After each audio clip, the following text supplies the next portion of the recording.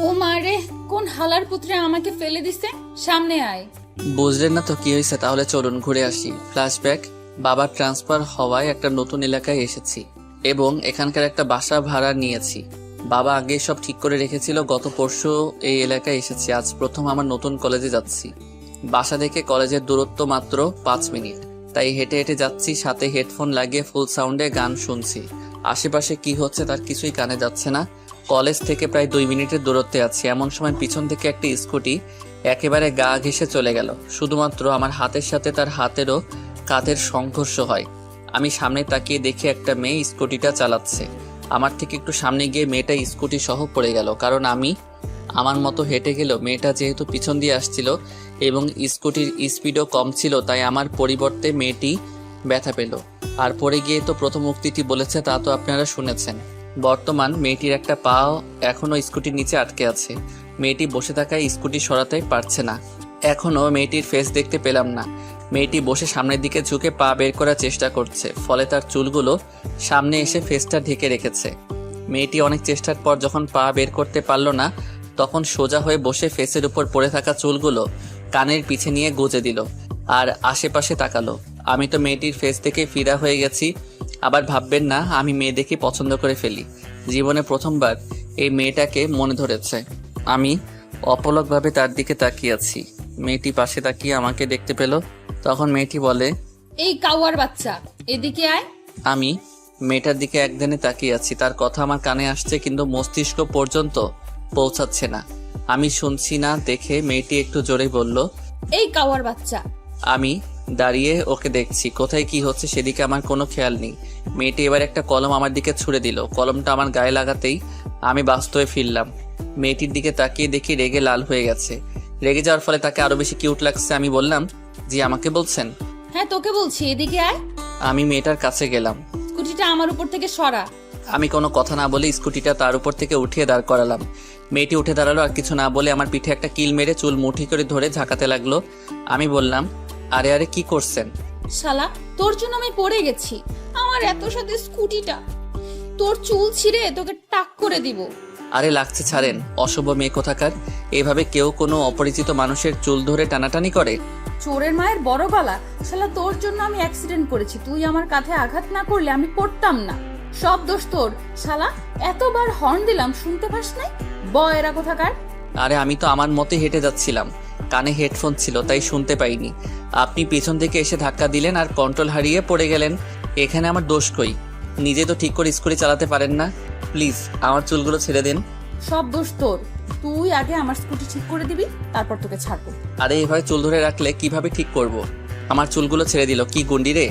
যা, ছেড়ে দিলাম। এবার আমার স্কুটি ঠিক করে দে। আমিও রাগি ফেস দেখে কিছুই বলার সাহস পাচ্ছি না। হঠাৎ আমার মাথায় একটা বুদ্ধি আসলো। দেখেন, আজকে প্রথমবার কলেজে যাচ্ছি। আপনার ঠিকানা আর ফোন নাম্বারটা দিন। আমি বিকালে আপনার স্কুটিটা ঠিক করে আপনার বাসায় দিয়ে আসবো। এতে করে মেয়েটার ঠিকানা ও ফোন নাম্বার পেয়ে যাবো। হি হি, আপনারা আবার বলে দিয়েন না। মেয়েটি আবার আমার চুল ধরে জোরে জোরে ঝাঁকাতে লাগলো। ও মা গো, তোমার ছেলেকে আজ টাক করে দেবে গো, কেউ আর মেয়ে দিবে না গো। শালা, আমার নাম্বার চাস? তোর তো সাহস কম না। তুই আমার এলাকায় এসে আমার উপর লাইন মারিস। ভুল হয়ে গেছে খালাম্মা, আমাকে মাফ করে দেন। কি বললি? আমি তোর খালাম্মা? আমি কোন দিক থেকে তোর খালাম্মা লাগি? আচ্ছা, সব দোষ আমার, সবকিছুর জন্য আমিই দায়ী। প্লিজ আমার চুলগুলো ছেড়ে দিন। যা, ছেড়ে দিলাম।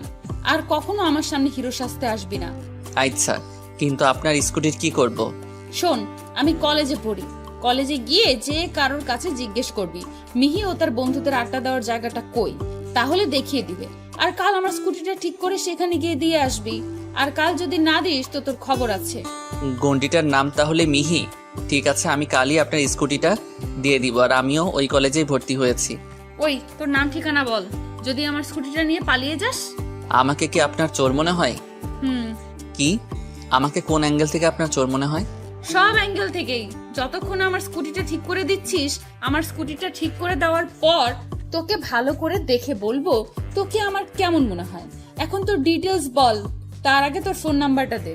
কেন, আমার ফোন দিয়ে কি করবেন? ফোন দিতে বলছি না তোকে? আবার চুল ধরে ঝাঁকাতে লাগলো। ও মা গো, তোমার ছেলেটা সাদের চুলগুলো ছিঁড়ে ফেললো গো। আন্টি, ফোনটা নিয়ে আমার চুলগুলো ছেড়ে দিন প্লিজ। ফোনটা এক হাত দিয়ে নিয়ে অন্য হাতে চুলগুলো ধরে জোরে একটা ঝাঁকুনি দিয়ে ছেড়ে দিল, সাথে হেডফোনটাও নিল। আমি আহ করে উঠলাম। এটা আমাকে আন্টি বলার শাস্তি। এবার পরিচয় দে, মিথ্যা বললে ফোন পাবি না। আমার নাম মেঘ, নাম তো শোনাই হোগা। ওই শালা, তোরে এত ভাব নিতে বলছি, ঠিক করে বল। বলছি আমি মেঘরাজ, সবাই মেঘ বলে ডাকে। বাবা সরকারি কর্মকর্তা, এখানে এবার ট্রান্সফার হয়ে এসেছে। মা গৃহিণী, ফ্যামিলিতে আরেকটা বড় ভাই ও ভাবি আছে। আমি এবার অনার্স প্রথম বর্ষের ছাত্র, বড় ভাই জব করছে। এবার আমার ফোনটা দিন। আর আপনার পরিচয়? আমি মিহি, আর কিছুই তোর জানার প্রয়োজন নেই। কাল যদি আমার স্কুটি না দিস তাহলে আমার ফুল পরিচয় জানতে পারবি। যা ভাগ। মেয়েটি, না না, মিহি চলে যেতে ধরলো।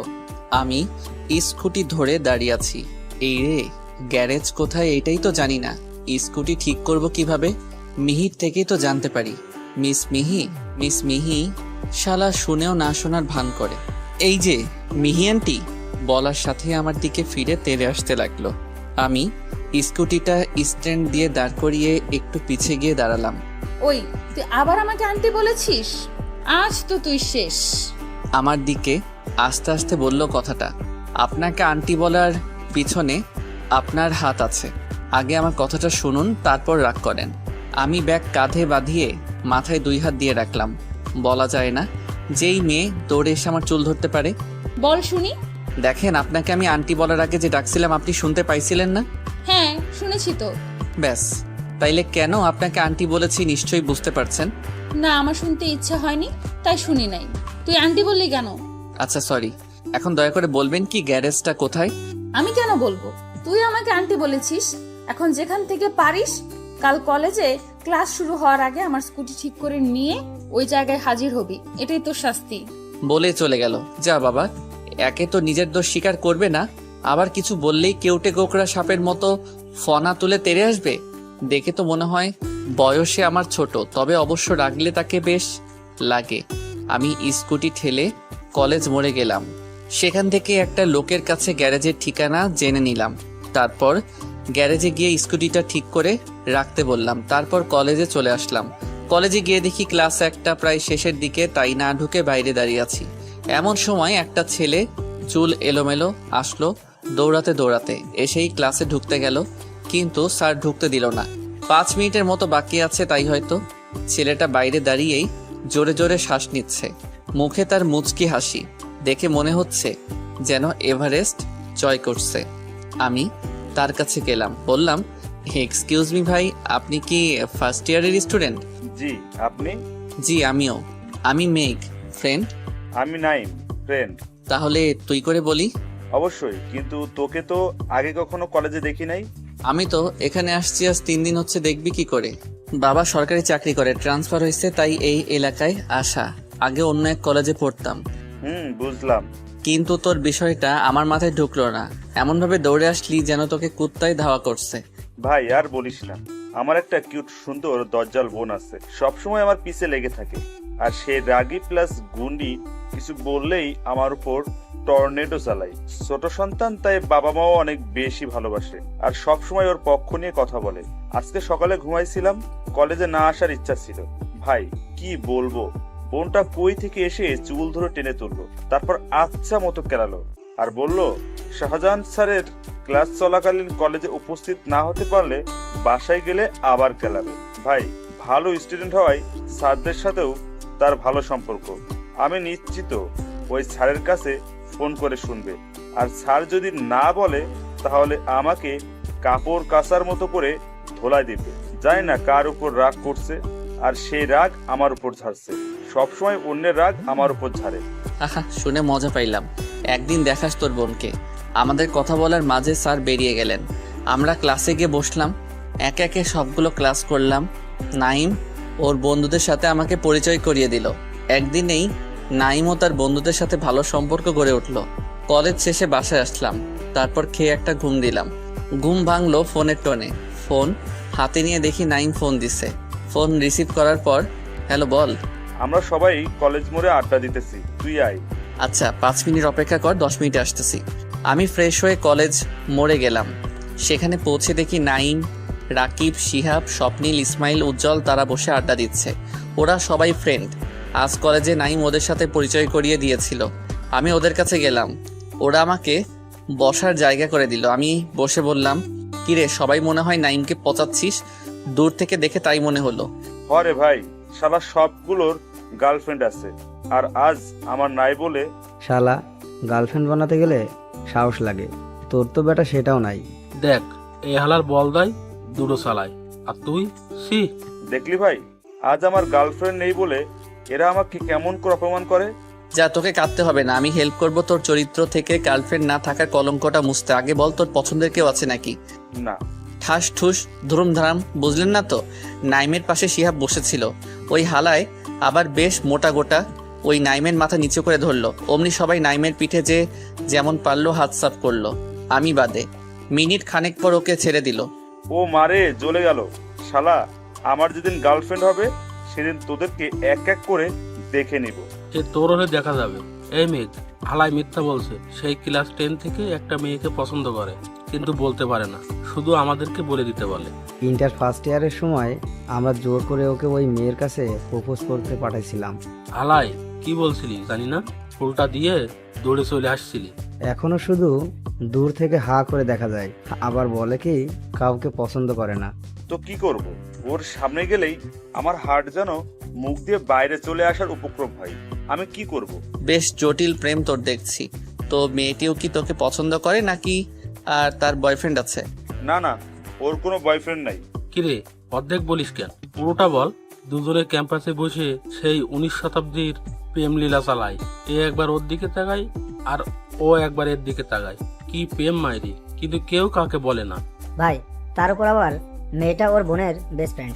ওই যে একবার ফুল দিয়েছিল, এইটা ওর বোন। কেমন যেন দেখা যায়। এর জন্য ওর বোন ওকে এমনভাবে খেলাইছিল যে 5 দিন কলেজে আসতে পারিস নাই। তার উপর আবার ওকে নিয়ে সেলুনে নিয়ে গিয়ে টাক করে দিয়েছিস। আচ্ছা, আমি তোদের প্রবলেম সলভ করে দিতে পারি, কিন্তু তার পরিবর্তে তোকে সবাইকে ট্রিট দিতে হবে। ভাই, আমি রাজি, কিন্তু আমার গুন্ডি বোনটা যেন আমাকে কিছু না বলে, সেটাও তোর মাথায় রাখতে হবে। ওকে ডান, কিন্তু এর জন্য তোকে ডাবল ট্রিট দিতে হবে। কি বলিস সবাই? ভাই, তোর সাথে আমরা একমত। হালার মোটকারে খাওয়ার কথা একবার বললেই হলো। আরো কিছুক্ষণ আড্ডা দিয়ে বাসায় চলে আসলাম। পরের দিন সকালে একটু আগে বাসা থেকে বের হলাম।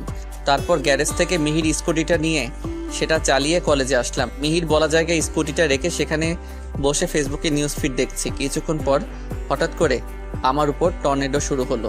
বুঝলেন না তো? পিছে থেকে কেউ আমার চুল ধরে সেই জোরে ঝাঁকি দিচ্ছে। ও মারে, কে বে? চুল ছাড়, না হলে তোর খবর আছে। কিছু বলে না, বাট চুল ধরে ঝাঁকাতেই আছে যেন আমার সব চুল ছিঁড়ে ফেলবে। আমি মাথায় হাত নিয়ে যে আমার চুল ধরেছে তার হাত দুটো ধরলাম। ও মা, এত নরম হাত, একেবারে তুলোর মতো। নিশ্চিত কোন মেয়ে, কিন্তু আমি তো এখানকার কোনো মেয়েকে চিনিনি মিহি ছাড়া। তবে কি এটা মিহির হাত? আমি ওই হাত দুটো ধরে পিছনে ফিরলাম। এ মা, এ তো সত্যি সত্যি মিহি। ওই আপনার সমস্যা কি? যখনই দেখা হয় আমার চুলের উপর অত্যাচার করেন। অনেক বড় সমস্যা। কি সমস্যা? কাল দোষ ছিল আপনার, তাও আমার চুলগুলো ধরে আচ্ছা মতো ঝাঁকাইছেন, কিন্তু আজ তো আমি কিছুই করি নাই। তাইলে তুই আমার স্কুটি চালিয়েছিস কেন? যেখানে আমার পাপা ভাইয়া আমার স্কুটি চালায় না, সেখানে তোকে আমার স্কুটি চালানোর অধিকার কে দিয়েছে? এইটা কোনো কথা কইলেন আপনি? আমি কি সেই গ্যারেজ থেকে স্কুটিটা ঠেলে আনবো, নাকি তাও আবার ভালো স্কুটি? হ্যাঁ, তাই করবি। আচ্ছা বাদ দেন, আপনার স্কুটি তো আপনিই পেয়েছেন। এবার আমার ফোন আর হেডফোনটা ফেরত দেন। না দিলে? না দিলে আমি প্রিন্সিপাল স্যারের কাছে কমপ্লেন করব। এই তোরা শুনছিস? এই ব্যাটায় নাকি আমার বিরুদ্ধে প্রিন্সিপাল স্যারের কাছে কমপ্লেইন করবে। মিহি ওর পিছনে থাকা বান্ধবীদের বলল কথাটা। প্রিন্সিপাল স্যার কে জানিস? আমার বড় পাপা। আর আমার পাপা এই শহরের পুলিশ কমিশনার। কারো সাহস নাই আমাকে কিছু বলার।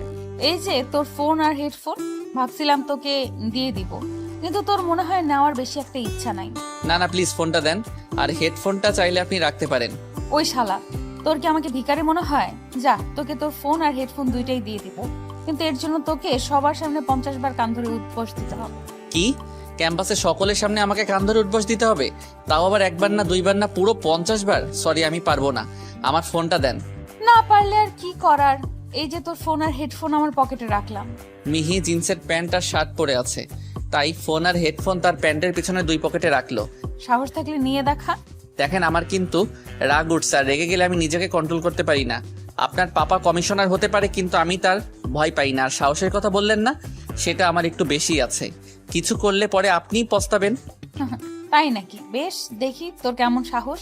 বলার সাথে সাথে মিহির কোমরে হাত দিয়ে টেনে আমার সাথে মিশিয়ে ফেললাম। তারপর কিছু বলার সুযোগ না দিয়ে ওর মাথার পিছনে হাত দিয়ে ওর ঠোঁটের সাথে আমার ঠোঁট মিলিয়ে দিলাম। মিহি চোখ বড় বড় করে তাকিয়ে আমার থেকে নিজেকে ছাড়িয়ে নিতে চেষ্টা করলো, কিন্তু আমি এক হাতে কোমর ও অন্য হাতে মাথা চেপে ধরাই ছাড়াতে পারলো না। প্রায় 5 মিনিট মতো ওকে কিস করলাম। এর মাঝে ওর পকেট থেকে আমার ফোন আর হেডফোনটা নিয়ে নিলাম। তোমার ঠোঁটের স্বাদ কিন্তু সেই। আর একটা কথা, আই লাভ ইউ। কাল প্রথম দেখায় তোমাকে ভালোবেসে ফেলছি। তখন বলতে পারি নাই, কিন্তু এখন বললাম। বলে চলে যেতে নিলাম। পিছনে ফিরে আবার বললাম, এখন থেকে রাগটা কমাও, আর কাল থেকে এসব ছেলেদের শার্ট প্যান্ট পরবা না। পরলে কিন্তু তোমার সাথে কি করবো আমি নিজে জানি না। লাভ ইউ জানু, পরে কথা বলবো, বাই। আমি চলে আসলাম। মিহি আর ফ্রেন্ডরা এখনো হা করে আছে। একটু আগে কি হয়ে গেল সব তাদের মাথার উপর দিয়ে গেল। ক্যাম্পাসের ভিতর এমন একটা ঘটনা ঘটে গেল, কিন্তু সবাই তা দেখেও কিছু বলল না, কেননা সবাই কম বেশি মিহির সম্পর্কে জানে। কেউ কিছু না বললেও একজন ঠিকই এই ঘটনাটা ভিডিও করে রাখলো। আমি বেশ একটু এগিয়ে আবার পিছনে ফিরে মিহির দিকে চাইলাম। দেখি মিহি মাথা নিচু করে কান্না করছে। এবার আমার খারাপ লাগছে, কেননা হাজার হলেও সে একটা মেয়ে, আর তার মান সম্মান আমি ধুলোয় মিশিয়ে দিলাম। আমি হাঁটতে হাঁটতে ক্লাসে চলে আসলাম। ক্লাসে এসে মাথা নিচু করে একটা বেঞ্চে বসে আছি। একটু পর আমার পায়ের উপর কেউ ফোন রাখলো, আর ফোনে আমি মিহিকে কিস করছি সেই ভিডিওটা প্লে হচ্ছে। আমি ফোনটা হাতে নিয়ে চোখ বড় বড় করে সামনে তাকালাম। কি রে মামা, মেয়েটাকে চিনিস নাকি? বেশ তো ক্যাম্পাসের সকলের সামনে কিস করে আসলি, আর এখন মাথা নিচু করে বসে আছিস? আরে মামা, খালি নামটা জানি মিহিতা, আর আজ জানতে পারলাম ওর বাবা এই শহরের কমিশনার, এবং ওর বড় পাপা নাকি আমাদের প্রিন্সিপাল স্যার। তো ভালোবাসিস নাকি এমনি এমনি কিস করে আসলি? আরে দোস্ত, তোকে সত্যিই ভালোবাসি, খুব বেশি ভালোবেসে ফেলছি। কাহিনী কি মামা, খুলে বলতো। 4 দিন এসেই এলাকার গুন্ডি মেয়েকে ভালোবেসে ফেলছো? তারপর ওদের কালকের ও আজকে সবকিছু খুলে বললাম। সত্যি ওকে খুব বেশি ভালোবেসে ফেলছি রে দোস্ত। আমি কি করে পারলাম সকলের সামনে ওকে এভাবে অপমান করতে? কিন্তু আমি ওসব কিছুই করতে চাইনি রে দোস্ত। কিন্তু কিভাবে কি হয়ে গেল আমি বুঝতে পারি নাই। এখন বুঝতে পারছি আমি কিভাবে এটা করতে পারলাম, কেন যে তখন নিজের রাগকে কন্ট্রোল করতে পারলাম না। আরে মাথা তোল। আমি চুপ করে কান্না করছিলাম। এ কি, কাঁদছিস কেন?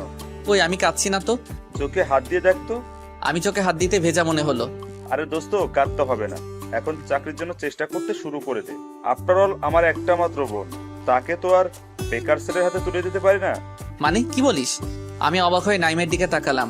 পাশ থেকে রাকিব, ইসমাইল, স্বপ্নিল, উজ্জ্বল, শিহাব সবাই অবাক হয়ে নাইমের দিকে তাকিয়ে আছে। কিরে, তোরা আমার দিকে এমন করে তাকিয়ে আছিস কেন? তুই এত সহজে মেনে নিলি? এতে না মানার কি আছে? একদিনে যা বুঝলাম, মেয়ে খুব ভালো একটা ছেলে। তাছাড়া ওর চোখে আমি আমার বোনের জন্য সত্যিকার ভালোবাসা দেখেছি। কি, মিহি তোর বোন? হ্যাঁ রে, আমার একটা মাত্র কিউট, রাগী, গুন্ডি, দজ্জাল বোন। আমি শুধু এর বেস্ট ফ্রেন্ডকে ফুল দিয়েছিলাম, তাই আমাকে যে কেলানি দিয়েছিল, তুই তো ওকে ডাইরেক্ট কিস করলি। তোর যে কি অবস্থা করবে ভাবতেই আমার শরীরের লোম খাড়া হয়ে যাচ্ছে। শালা, কই পাশে থেকে একটু সাহস দিবি তা না, উল্টো ভয় দিচ্ছিস। কেন, তোর নাকি আবার সাহস একটু বেশি? দূর বেটা, সাহস আছে অন্যান্য বিষয়ে, এই বিষয়ে না। কি রে, তোরা কিছু বলিস না কেন? আমার আর কি বলবো, তোদের শালা দুলাভাইয়ের কথা শুনছি। আইডিয়া কি?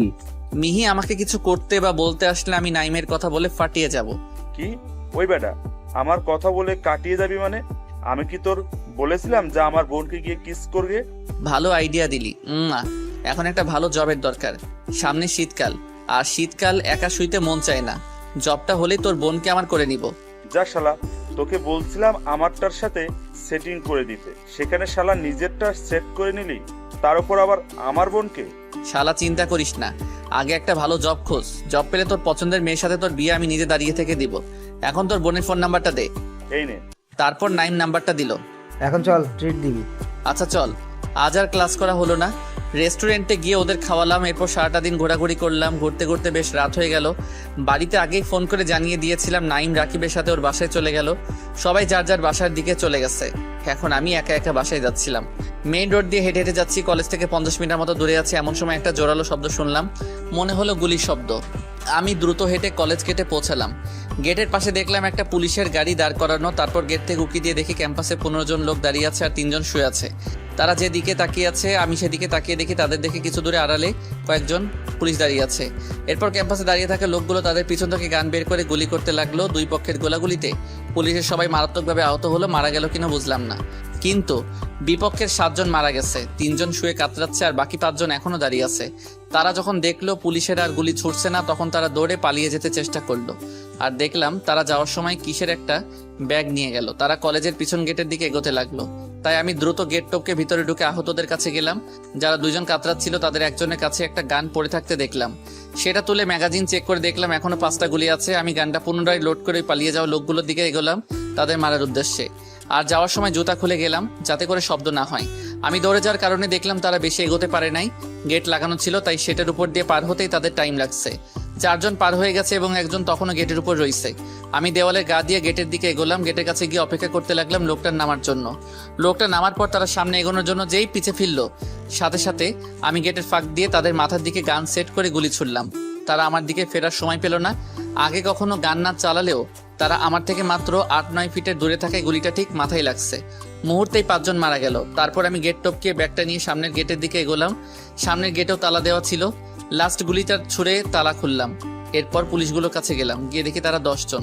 তাদের ভিতরে 8 জন কোনো নড়াচড়া করছে না। মারা গেল কিনা বুঝলাম না। 2 জনের জ্ঞান আছে। একজনের কাছ থেকে কোনো রকমে জেনে নিলাম গাড়ির চাবি কার কাছে আছে। আর তারপর ওই লোকটার পকেট থেকে গাড়ির চাবি বের করে নিয়ে গাড়ির কাছে গেলাম। গাড়িটা নিয়ে কলেজের ভিতরে ঢুকিয়ে প্রথমে পুলিশের লোকগুলোকে গাইতে তুললাম। তারপর অপরাধীদের যে 2 জন বেঁচে ছিল তাদের কাছে গিয়ে আমার কাছে থাকা গানটা দিয়ে তাদের মাথায় পিছনে আঘাত করে অজ্ঞান করে তাদেরকেও গাইতে তুললাম। এরপর নিজে গাড়ি চালিয়ে হসপিটালে পৌঁছালাম। হসপিটালে পৌঁছে হসপিটালে কর্মচারীদের সাহায্যে সবাইকে হসপিটালের ভিতরে নিয়ে গেলাম। ডাক্তার এসে গুলি লাগা দেখে এত রাতে কিছু করতে চাইল না। আমি তখন আমার কাছে থাকা গানটা তার মাথায় ঠেকলাম, যদিও তাতে কোনো গুলি নাই। ডাক্তার ভয় রাজি হয়ে গেল। তিনি আরো কিছু ডাক্তারকে ফোন করে ডেকে নিয়ে তাদেরকে সাথে নিয়ে ওটিতে ঢুকলো। আমি বাইরে বসে আছি, নিজের কাছে এখন খারাপ লাগছে। আমি আজ 5টা মানুষ খুন করে আসলাম, আদৌ জানি না তার দোষ নাকি নির্দোষ। ফোন বের করে দেখি রাত 2:17 বাজে। আমি ভাইয়ের কাছে ফোন দিলাম। হ্যালো ভাইয়া। কিরে কই তুই? এত রাত হয়ে গেছে, তুই এখনো বাসায় এলি না যে? আমি ঠিক আছে, আমি আর আসতে পারবো না। এক বন্ধুর বাসায় আছি, বাসায় চিন্তা করতে না, বারণ করো। আচ্ছা সাবধানে থাকিস। তারপর ফোন কেটে দিলাম। তারপর বসে থেকেই ঘুমিয়ে গেলাম। ঘুম ভাঙলো একটা নার্সের ডাকে। তিনি আমাকে ডাক্তারের কাছে নিয়ে গেলেন। ডাক্তারদের এখন কি অবস্থা? দেখেন, তারা সবাই গুরুতর আহত। 4 জন অনেকটাই সুস্থ। তাদেরকে ঘুমের ইঞ্জেকশন দেওয়া হয়েছে। সকাল 10টার দিকে তাদের জ্ঞান ফিরতে পারে, আর বাকি কয়েকদিন লাগবে জ্ঞান ফিরতে। ডাক্তার ভয় ভয় বলল। ডাক্তারের সাথে আরো কিছুক্ষণ কথা বললাম। এরপর আমি তাদের কেবিনে গেলাম। কারো জ্ঞান ফিরে নাই, তাই একটা চেয়ারে বসে ফেসবুক চালাচ্ছি। এমন সময় তাদের কারোর ফোনে কল আসলো। ফোনটা হাতে নিয়ে দেখলাম কমিশনার স্যার ফোন দিয়েছে। আমি ফোন রিসিভ করে তাকে হসপিটালে ঠিকানা দিয়ে চলে আসতে বললাম। 9:30টার দিকে ডাক্তারের সাথে ফর্মাল ড্রেসে একজন পুলিশ আসলো। একটু পর জানতে পারলাম তিনি এই শহরের কমিশনার। স্যার, ইনি কাল রাত 2টার দিকে এনাদেরকে হসপিটালে আনছিলেন। আমাকে দেখে ডাক্তার বলল কথাটা। কমিশনার আমার দিকে অদ্ভুত দৃষ্টিতে তাকালো।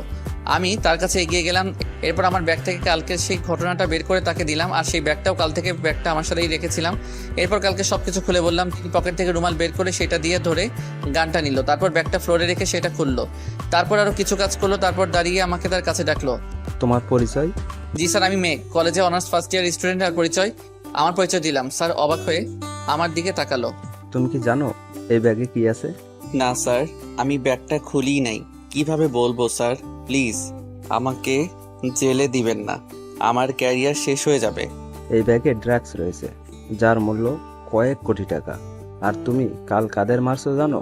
এই শহরের সব থেকে বড় মাস্তান ইয়াসিন শিকদারের ডান হাত ইউসুফকে। I am proud of your my boy. তুমি নিজেই জানো না কাল তুমি সমস্ত দেশের জন্য কত বড় উপকার করেছো। আর ভয় নেই, তোমার ব্যাপারে কেউ কিছু জানবে না, আর তোমাকে জেলেও যেতে হবে না। ধন্যবাদ স্যার, অনেক অনেক ধন্যবাদ।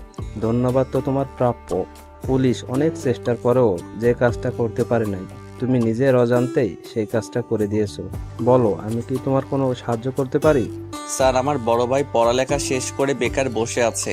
চাকরির ইন্টারভিউ দিতে গেলেই টাকা চায়। যদি তার জন্য কিছু একটা করে দিতে পারেন তাহলে। বুঝছি, চাই নাও আমার কার্ড। কাল তোমার ভাইয়ের সকল দরকারি কাগজপত্র নিয়ে স্টেশনে চলে এসো, সাথে তোমার ভাইকেও নিয়ে এসো। জি, অনেক অনেক ধন্যবাদ স্যার। স্যার, আমি কি এখন বাসায় যেতে পারি? অবশ্যই। আর হ্যাঁ, কাল মনে করে আমার সাথে দেখা করবে। তোমার সাথে কিছু গুরুত্বপূর্ণ কথা আছে। এখন যাও, কাল দেখা করিও। এরপর বাসায় চলে আসলাম। বাসায় এসে ফ্রেশ হয়ে খাবার খেয়ে ঘুমালাম। পরের দিন ভাইয়াকে নিয়ে কমিশনার স্যারের সাথে দেখা করতে গেলাম। স্যার ভাইয়ের সকল কাগজ দেখে বললেন সামনের সপ্তাহে এসে আমার সাথে দেখা করবে। তারপর তাকে চলে যেতে বললেন। ভাইয়া আমার দিকে অদ্ভুতভাবে তাকিয়ে চলে গেল। তারপর স্যার বললেন, তুমি যে কাজটা করেছো তার জন্য আমাদের পুলিশ ডিপার্টমেন্টের সম্মান অনেকটা বেড়েছে। আমি চাই তুমি পুলিশে জয়েন করো। তোমার মতো সাহসী ছেলে পুলিশে অনেক দরকার। আচ্ছা স্যার, আমি রাজি, কিন্তু স্যার আমি কিছু শর্ত আছে। আমি স্পেশালভাবে নিয়োগকৃত আন্ডার কভার অফিসার হয়ে যোগ করতে চাই, যে নিজেই অপরাধীদের সরাসরি যে কোনো শাস্তি দিতে পারবে, আর কেউ আমাকে কোনো প্রকার অর্ডার করতে পারবে না। যদি আমার শর্তে রাজি হন তাহলে আমিও রাজি।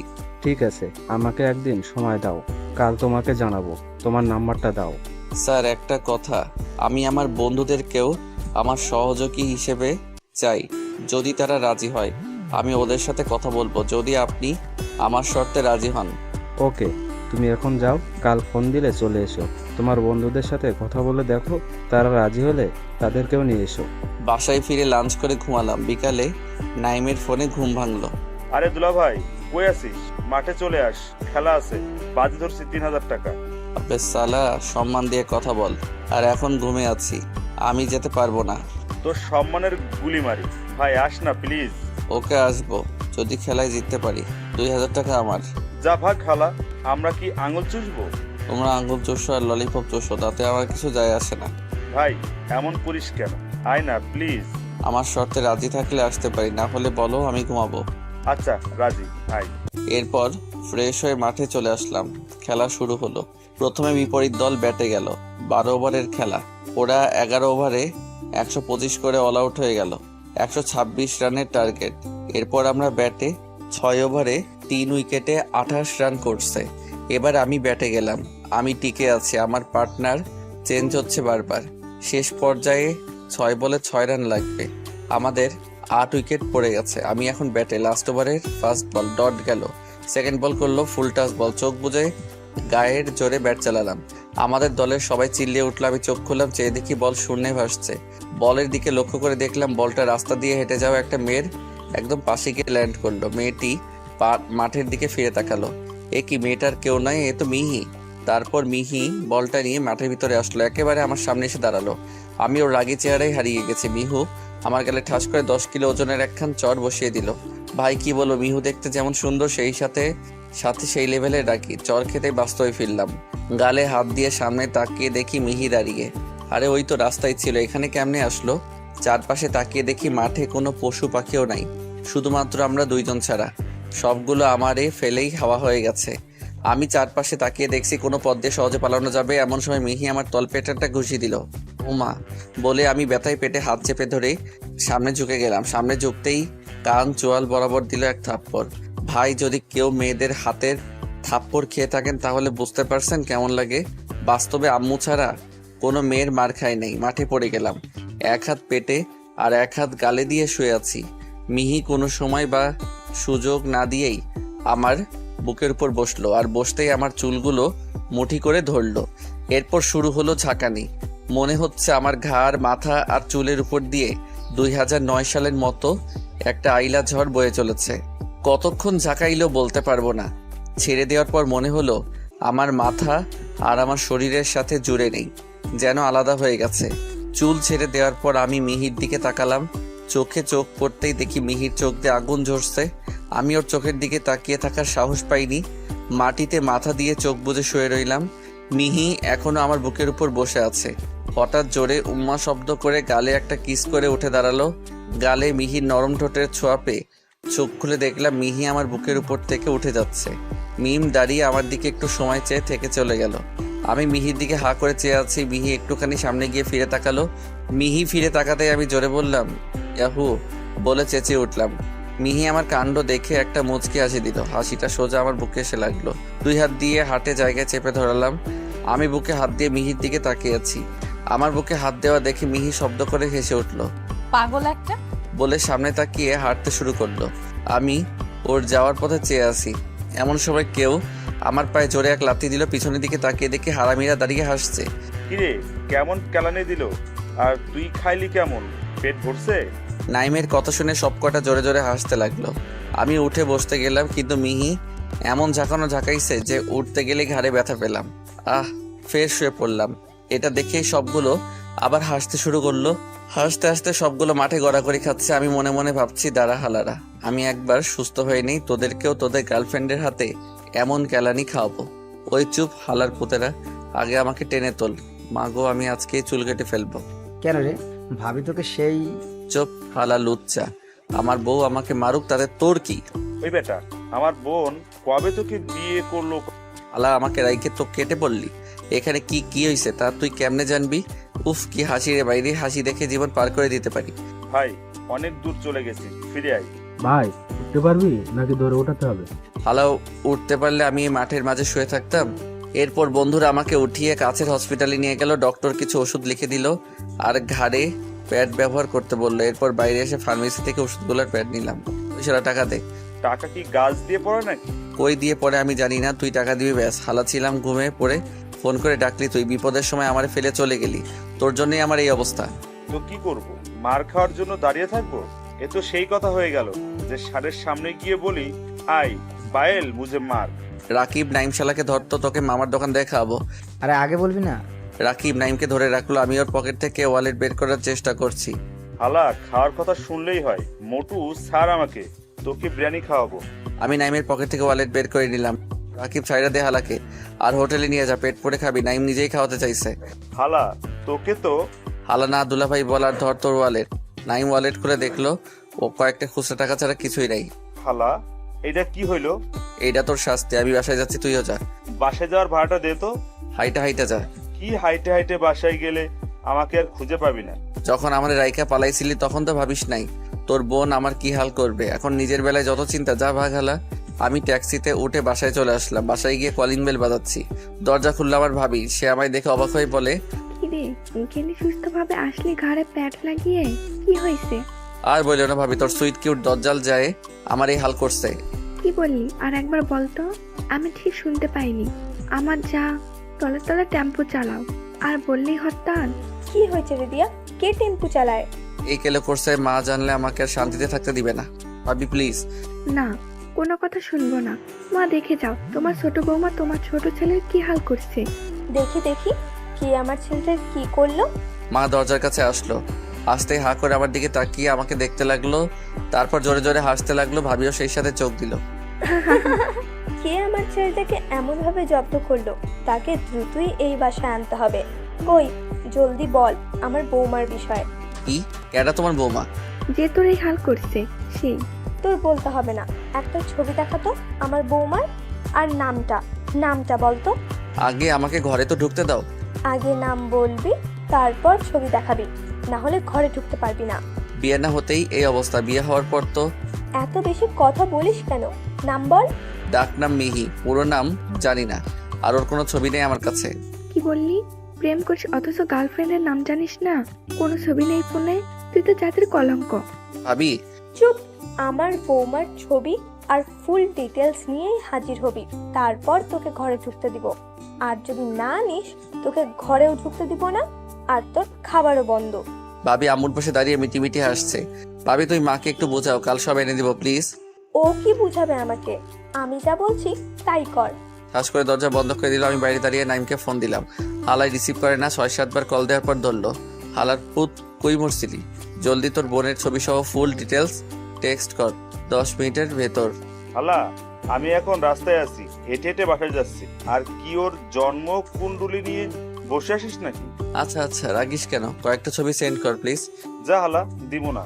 ভাই প্লিজ, আমারে ঘরে ঢুকতে দিচ্ছে না যতক্ষণ না তোর বোনের ছবি দেখাচ্ছি আর ওর ফুল ডিটেলস দিচ্ছি। প্লিজ অন্তত কয়েকটা ছবি সেন্ড কর। আমার বেলায় মনে ছিল না যে অন্তত গাড়ি ভাড়াটা রেখে যা। আমি এখন বাসায় যাব, রেস্ট নিব, তারপর গিয়ে তোকে ছবি দিব। এতক্ষণ ভালোভাবে বললাম, দাঁড়া তোর বোনকে কল দিচ্ছি, তারপর তোর নামে কেস করছি। যা পারিস করগে। ওকে ওয়েট কর, 5 মিনিটের ভিতর তোর বোন তোকে ফোন দিবে, দেখাচ্ছি মজা। আমি মিহির নাম্বারে ফোন দিলাম। নাইমের থেকে আগে নাম্বার নিয়েছি, কল দিতে রিসিভ করলো। কেমন আছেন? একে আমি তো মিহিকে আমার নাম্বার দেইনি, তাহলে আমাকে চিনলো কি করে? না না চিনতে পারিনি, আমাকে তো তুই করে বলে। আমি এসব ভাবছি। হ্যালো, কই হারায় গেলেন মিস্টার মেঘ? তুমি আমাকে চিনলে কেমন করে? না চেনার কি আছে, আপনি মেঘ তো। জি, কিন্তু তুমি আমার নাম্বার পাইলে কই? তোমাকে তো আমার নাম্বার দেইনি, আর কল দেওয়ার সাথে সাথে রিসিভ করছো। ফোন হাতে নিয়ে বসেছিলে নাকি? খুব মিস করছিলাম আপনাকে, তাই তো বসে বসে আপনার ছবি দেখছিলাম। আর নাম্বার তো আমি প্রথম দিন ঝগড়ার মাঝেই নিয়ে নিছিলাম। এ কি, তুমি দেখি আমার থেকে এক কদম এগিয়ে। তো ছবি তুললে কখন? আমি তুলি নাই তো, আমার বান্ধবীদের দিয়ে তুলাইছিলাম। এত কিছু হয়ে গেল কিন্তু আমি তোমার মুখ থেকে আসল কথাটা শুনতে পেলাম না। এখন তো আমি বুঝে গেছি তুমিও আমাকে পছন্দ করো। আর কতদিন ওয়েট করতে হবে সেই কথাটা শোনার জন্য? এত ব্যস্ত কেন? জানেন না সবুরের ফল মিষ্টি হয়? এই আপনি বাদ দাও তো, এখন থেকে তুমি করে বলবা। হ্যাঁ, এখন কি করো? বাসার বাইরে দাঁড়িয়ে আছি, আম্মু আর ভাবি মিলে বাসায় ঢুকতে দিচ্ছে না। কেন? বিকালে মাঠে যেইভাবে চুল ধরে ঝাঁকাইছো, ঘাড়ে ব্যথা হয়েছে। ডক্টরের কাছে গেলে প্যাড ব্যবহার করতে বলছে, তাই ফার্মেসি গিয়ে প্যাড কিনে সেটা লাগিয়ে বাসায় আসছি। তার উপর গালে যেই জোরে থাপ্পড় দিছিলা, পুরা 5 আঙ্গুলের ছাপ হয়ে গেছে গালে। ভাবি এসব দেখে জিজ্ঞেস করছিল কে করছে। আমি আনমনে বলে ফেলছি তোমার যা, ব্যাস হয়ে গেল। সাথে সাথে মাকে ডেকে বলছে, আর আম্মু তোমার ফুল ডিটেলস আর ছবি চাইছে, কিন্তু আমার কাছে তো কোনোটাই নাই। তাই বললাম আমার কাছে এখন কোনোটাই নেই, কাল দেখাবো। কিন্তু আম্মু আমার কোনো কথাই শুনলো না, ঘরে তো ঢুকতেই দেয়নি, উপর থেকে খাওয়া বন্ধ করে দিচ্ছে। তোমার বিভীষণ মার্কা ভাইয়ের কাছে তোমার ছবি চাইছি, শালা আমাকে তোমার ছবিও দেয়নি। বলছে কি তোমার ছবি কি, তোমার কিছু ছবি টেক্সট করে দাও না আমায় প্লিজ, না হলে আজকের বাসায় ঢুকতে দিবে না। আমার শাশুড়ি মা তো খুব এই কি বললে? তোমার শাশুড়ি মা? দেখছি খুব জলদি এই বাসায় আনার ব্যবস্থা করতে হবে। ভালো হচ্ছে না কিন্তু। তুমি বললে কিছু না, আমি বললেই দোষ। এত কিছু বলছো, কিন্তু যেই কথাটা শোনার জন্য মনটা ছটফট করছে সেই কথাটা বলতে পারছো না। একবার বলো না আই লাভ ইউ প্লিজ। না, আমার বুঝি লজ্জা করে না? বলে কি গন্ডির আবার লজ্জা? এই কি বললি? ওই কিছু না তো শোনা, বলছি তোমার কিছু ছবি দাও না। তুই আমাকে গুন্ডি বলেছিস? যা, দিব না তোকে আমার ছবি, বাইরেই দাঁড়িয়ে থাক। আরে তোমার ভাই আমার সামনে তোমাকে গুন্ডি দজ্জাল এগুলো বলে, তাই মুখ ফসকে বেরিয়ে গেছে। ওই যে বলে না স্লিপ অফ টাং, ওইটা হয়ে গেছে। সরি সোনা। হারামজাদা, আজকে বাড়ি আসুক, আজকে ওর একদিন কি আমার একদিন। আজকে ওকে দজ্জাল কাকে বলে কত প্রকার সব হাড়ে হাড়ে বুঝিয়ে দেব। ফোন রাখ। এই শুনো, যা কেটে দিল, আমারই ভালো হয়েছে। আমি লাইনটাও ক্লিয়ার হয়ে গেল, আর নাইমের ওপর প্রতিশোধটাও নেওয়া হয়ে গেল। প্রায় 5 মিনিট পর মিহি ছবি পাঠালো। ছবিগুলো দেখে আবার ক্রাশ খাইছি, ফোনের উপরে বেশ কয়েকটা কিস করে দিলাম। এবার দরজায় টোকা দিলাম, একটু পর আম্মু খুললো। কি হয়েছে? যা বলছিলাম আনছিস? না, আবার দরজা বন্ধ করতে গেল, আমি হাত দিয়ে বাধা দিলাম। আরে শুনো তো, ওর ছবি আনছি, ডিটেলস আনতে গেলে ওর সাথে দেখা করতে হবে, কাল এনে দেব। কই দেখি ছবি দেখা। পছন্দ না হলে আজ তোর একদিন কি আমার একদিন। আমি ফোনে মিহির ছবি বের করে দিলাম। আম্মু মিহির ছবি দেখে ভাবিকে ডাক দিল। দিয়া মা, দেখে যা কি সুন্দর মেয়ে পছন্দ করছে আমার ছেলে। আয় বাবা, ঘরে আয়। খুব ক্ষুধা লাগছে না তোর? তোর পছন্দের খাবার রান্না করে দিচ্ছি, তুই ফ্রেশ হয়ে আয়। এ কি আমার মা? একটু আগেই না আমায় ঘরে ঢুকতে পর্যন্ত দিল না। মা পাগল টাগল হয়ে গেলে নাকি? ভাবি দেখে যাও, মা পাগল হয়ে গেছে। কি হয়েছে রে মেয়ে? মা এমন চিৎকার করিস কেন? দেখ কি সুন্দর মেয়ে পছন্দ করছে আমাদের মেয়ে। কই দেখি দেখি। আম্মু আর ভাবি কথা বলছে, আমি উপরে চলে গেলাম আমার রুমে। ঘাড়ে ব্যথা, তাই ফ্রেশ হতে অনেক সময় লাগলো। ফ্রেশ হয়ে নিচে আসলাম খাবার খাওয়ার জন্য। ও মা, টেবিলে আমার সব পছন্দের খাবার সাজানো। বাবা আর ভাইও চলে আসছে, তারাও বসে আমার জন্য ওয়েট করছে। আমি গিয়ে একটা চেয়ারে বসলাম। মা ভাত দিল, সবাই চুপ করে খাচ্ছে। আজ টেবিলে অন্য দিনের মতো কোনো কথা হচ্ছে না।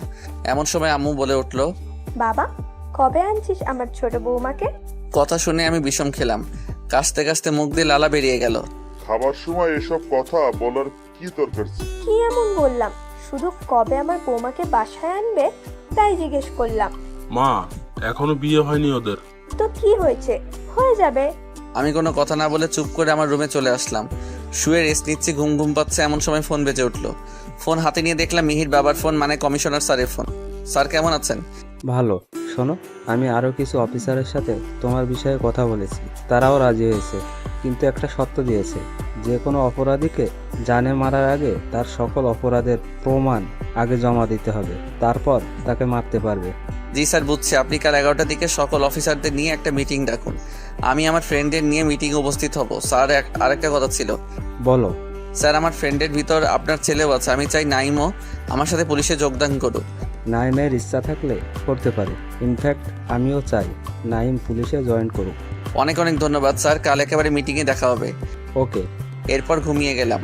পরের দিন সকালে ঘুম থেকে উঠে আগে ফোন করে বন্ধুদের সকলকে 9টায় কলেজ ক্যাম্পাসে উপস্থিত হতে বললাম। তারপর সকল কাজ সেরে কলেজে চলে আসলাম।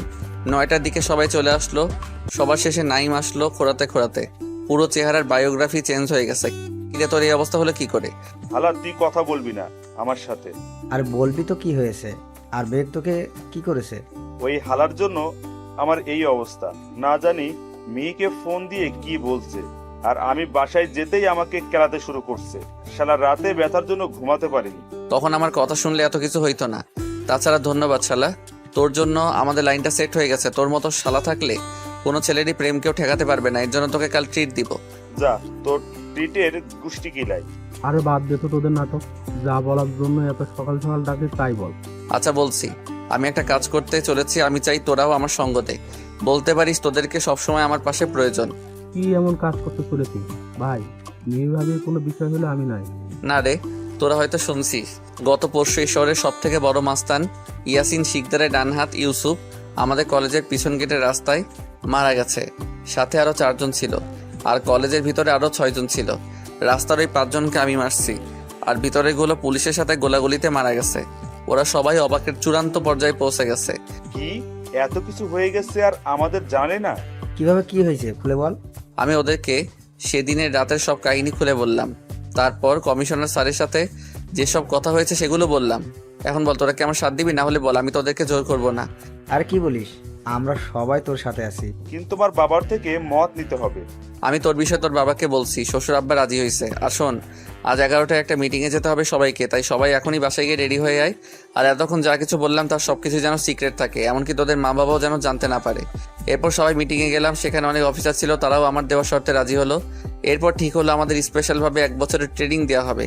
কমিশনার স্যারের সাথে স্টেশনে আসলাম, স্যারকে বললাম, স্যার আমাদেরকে যেখানে ট্রেনিং দেওয়া হবে সেখানকার একটা কলেজে ভর্তি করে দেওয়া হলে আমাদের পড়াশোনা চালিয়ে যেতে পারবো।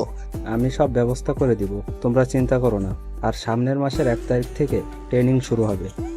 তারপর চলে আসলাম। পরের দিন কলেজে গেলাম, ক্যাম্পাসে বসে আড্ডা দিচ্ছি, এমন সময় কেউ আমার পিঠে হাত রাখলো।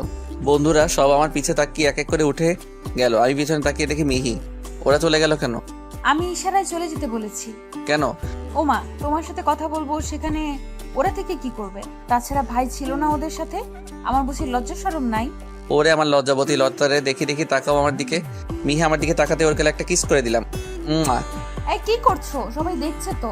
ও তার মানে আড়ালে করতে সমস্যা নেই, ওকে চলো পার্কে যাই। তারপর ভালো হচ্ছে না কিন্তু। ভালো তো, তুমি আমার সাথে করছো না। আমি যে কথাটা তোমার মুখ থেকে শুনতে চাইছি সেটা বলছো না। আরে বাবু, বলবো তো, এত উতলা হয়েও না। এই একদম বাবু বলবা না। আজকে তোমার সাথে বিয়ে হলে কালকে তোমাকে একটা বাবু গিফট করতে পারবো।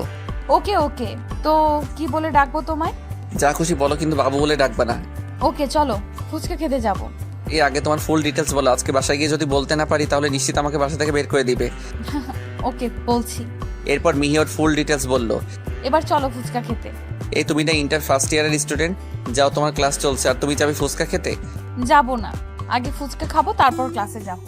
না, আগে ক্লাস করবে, ক্লাস শেষে তোমাকে ফুচকাও খাওয়াবো আর ঘুরতেও নিয়ে যাবো। যাও ক্লাসে যাও। বাবুটা, সরি, আর বলবো না। তোমার কথা শুনে ক্লাসে যাচ্ছি। ক্লাস থেকে বের হয়ে যেন তোমাকে দেখতে পাই, না হলে কিন্তু।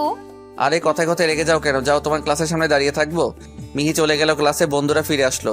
দেখছিস শালা আমার সামনে আমার বোনের সাথে প্রেম করে, ওকে কিস করে। কথা ছিল আমার লাইনটা সেট করিয়ে দিবে, সেখানে নিজেই খাম্বা পিলার গেড়ে বসে গেল। এই সম্মান দিয়ে কথা বলবি, 2 দিন বাদে তোর দুলাভাই হব। রাখ তোর সম্মান। আর 13 দিন বাকি আছে ট্রেনিং এর। 13 দিন পর অন্য কোথাও চলে যেতে হবে 1 বছরের জন্য। এর ভিতর শ্রাবণী যদি আমাকে দেখতে না পেয়ে অন্য কাউকে ভালোবেসে ফেলে, তখন আমার কি হবে?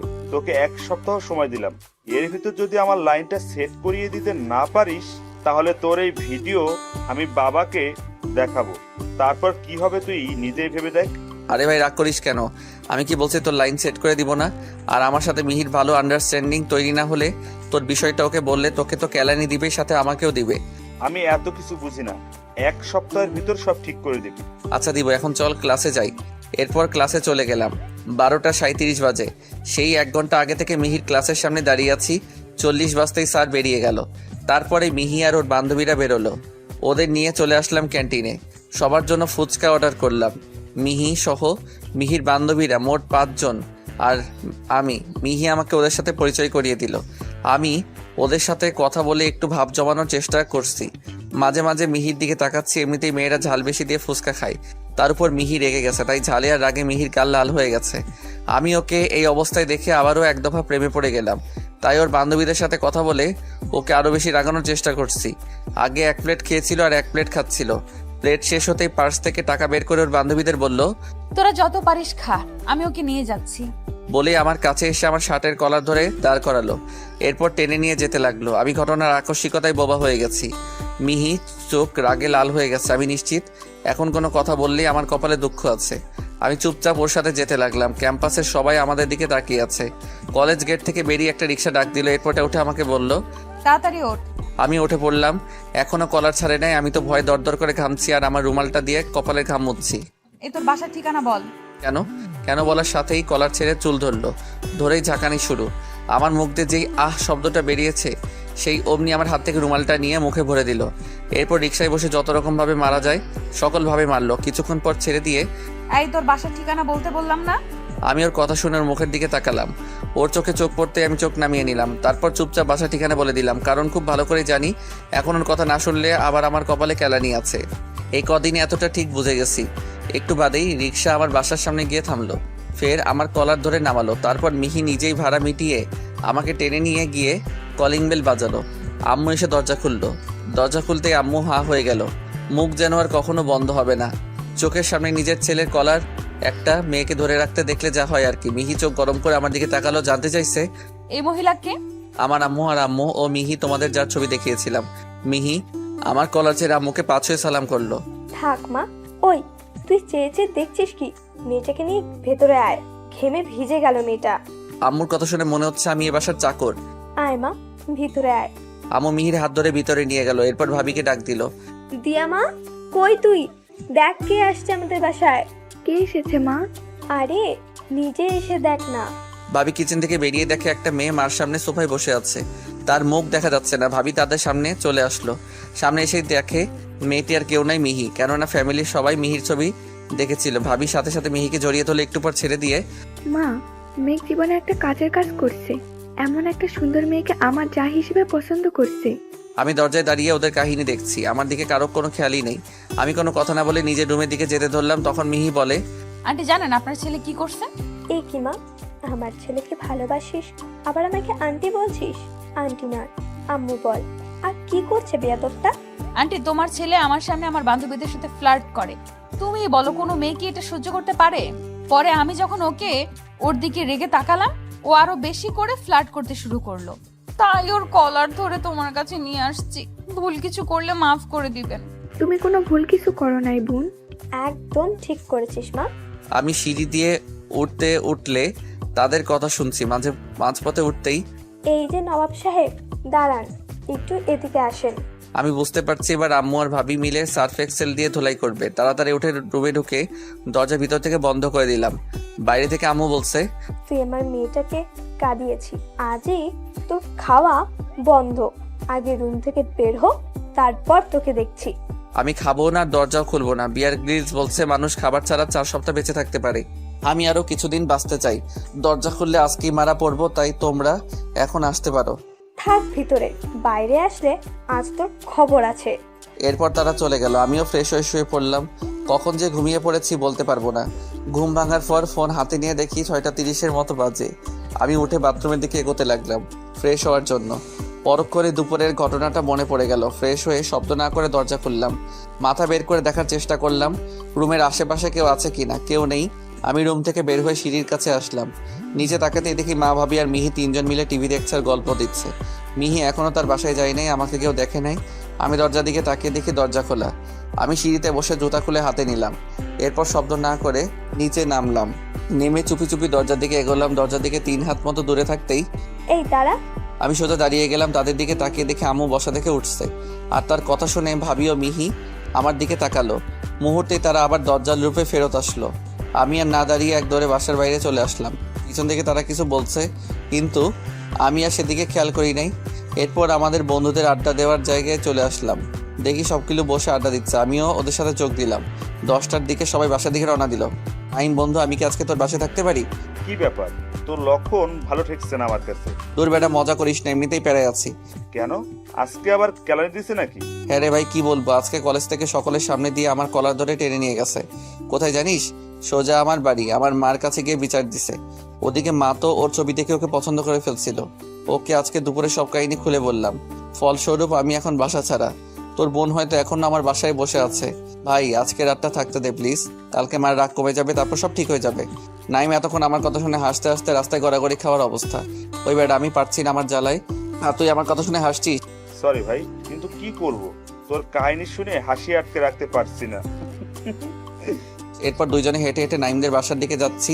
হঠাৎ সামনে একটা সেলুন বাঁধলো। সেলুনে চুল কাটতে দেখে মিহির চুল ধরে ঝাঁকুনি বিষয়টা মনে পড়ে গেল। আমি নাইমকে নিয়ে সেলুনে ঢুকলাম। কিরে বেটা, আমার বোনের ভয়ে চুল কাটতে আসছিস? কি করবো বল, প্রতিদিন ওই রকম করে চুল ধরে ঝাঁকালে আমার টাক হতে বেশি দিন লাগবে না। আমি সার দিয়ে চুল কাটলাম আমার সাদের চুলগুলো। এরপর নাইমের সাথে ওর বাসায় চলে আসলাম। নাইম আমাকে আন্টির সাথে পরিচয় করিয়ে দিল। আন্টি আমাদের ডিনার করতে ডাকলো। তখন নাইম বলল, আম্মু, মিহি কই? তাকে তো দেখলাম না। মিহি ওর কোনো বান্ধবীর বাসায় আছে, আর আজ রাতে সেখানেই থাকবে। আমার ধারণাই ঠিক, মিহি এখনো বাসায় ফিরেনি, আমাদের বাসায় আছে। আন্টির কথা শুনে আমি আর নাইম একে অপরের দিকে তাকালাম। ডিনার করে নাইমের সাথে ওর রুমে চলে আসলাম। কিছুক্ষণ গল্প করে ঘুমিয়ে গেলাম। সকালে নাইমের বাসা থেকে ওরই শার্ট প্যান্ট পরে কলেজে আসলাম। সাথে নাইমের একটা ক্যাপও পরে এসেছি। ক্যাম্পাসে বসে বন্ধুদের সাথে গল্প দিচ্ছিলাম। নাইম একটু ক্যান্টিনে গেছিল। এক পর্যায়ে আমার পিছন থেকে মিহির কণ্ঠস্বর শুনলাম, রাকিব ভাইয়া, আজ মেঘ আসেনি? রাকিব আমার দিকে তাকাতে আমি চোখ টিপ দিলাম। রাকিবও বুঝে গেল। না, মেঘ তো কাল নাইমের সাথে গেছিল, ওরা এখনো আসেনি। ওকে, আসলে প্লিজ আমাকে একটু জানাবেন। আচ্ছা। মিহি চলে গেল। ধন্যবাদ দোস্ত। হালা, কোনো ধন্যবাদে কাজ হবে না, ক্যান্টিনে চল। না জানি মিহি জানতে পারলে আমার কি হাল করবে। মার খাওয়ার আগে পেট পুরে খেতে হবে, যাতে করে মার সহ্য করতে পারি। কি আর কি করার নাই। আসলে সবাই মিলে ক্যান্টিনে গেলাম। সবগুলো খাদক শালারা পুরো 2000 টাকা বিল উঠাইছে। এত কষ্ট করে ফাঁকি দেওয়ার টাকা শালারা শেষ করে দিল। খাওয়ার পর সবাই বসে রেস্ট নিচ্ছে, এমন সময় মিহিরের আগমন। ওই, তুই কাল রাতে বাসায় ফিরিস নাই কেন? বেশ ভালোই বুঝতে পারছি মিহি আমার উপর রেগে আছে এবং আমার কপালে দুঃখ আছে। আমি ওর কথা শুনে মাথা নিচু করে রাখলাম। কথা বলছিস না কেন? তাকা আমার দিকে। আমি ওর দিকে তাকালাম, রেগে কথা বলছে, কিন্তু এ কি? মিহির চোখে টলমল করছে, মনে হচ্ছে এখনই বৃষ্টি নামবে। হঠাৎই আমাকে জড়িয়ে ধরলো। তুমি আমার উপর রেগে আছো সোনা? আর কখনো এমন করব না। প্লিজ কথা বলো আমার সাথে। আই লাভ ইউ সোনা। আমার গালে প্লাস কপালে কিস দিয়ে আমি তো মিহির ব্যবহারে অনেক অবাক হয়ে গেছি। ক্যান্টিনে সবাই আমাদের দেখছে। আমি বন্ধুদের ইশারা করে সবাইকে বের হয়ে যেতে বললাম। ওরা ক্যান্টিন ফাঁকা করে দিল। মিহি আমাকে শক্ত করে জড়িয়ে ধরে আমার বুকে মাথা রেখে কান্না করছে আর বলছে, প্লিজ কথা বলো আমার সাথে। I love you. বলছি তো সোনা, আই লাভ ইউ আ লট। আমি আর কখনো তোমার উপর রাগ করবো না, তোমাকে মারবো না। প্লিজ, তোমার সব কথা শুনে চলবো। প্লিজ কথা বলো আমার সাথে। সত্যি তো? আমার সব কথা শুনে চলবে? মিহি আমাকে আর শক্ত করে জড়িয়ে ধরে বলল, তোমার সব কথা শুনে চলবো। এই বাকলি, কাঁদছো কেন? কান্না থামাও। মিহির চোখ মুছে দিয়ে ওকে শক্ত করে জড়িয়ে ধরলাম। কি কান্না থামাও, না হলে আমি কিন্তু তোমার সাথে কথা বলবো না। সাথে সাথে মিহির কান্না থামিয়ে দিল, কিন্তু ফোপাচ্ছে। দেখি, তাকাও আমার দিকে। চোখ মুখের একই অবস্থা করেছো। ঘুমাওনি রাতে? মিহি চোখ, শুধু ফোপাচ্ছে। ওকে, বলতে হবে না। আমি আবার মিহির জন্য খাবার অর্ডার করলাম। কিছুক্ষণ পর খাবার দিয়ে গেল। আমি মিহিকে খাইয়ে দিচ্ছি। মিহি চুপচাপ খাচ্ছে। ভালোই বুঝতে পারছি কাল রাতে খাবার খাইনি। খাওয়া শেষে মিহিকে নিয়ে কলেজের পাশের পার্কে আসলাম। দুজনে একটা বেঞ্চে বসলাম। মিহি আজ একেবারে চুপচাপ। একটু পর আমি মিহির কোলে মাথা দিয়ে বেঞ্চের উপর শুয়ে পড়লাম। মিহি আমার মাথায় হাত বুলিয়ে দিতে লাগলো। হঠাৎ আমাকে ঠেলে বেঞ্চ থেকে ফেলে দিল। আমি অবাক হয়ে মিহির দিকে তাকালাম।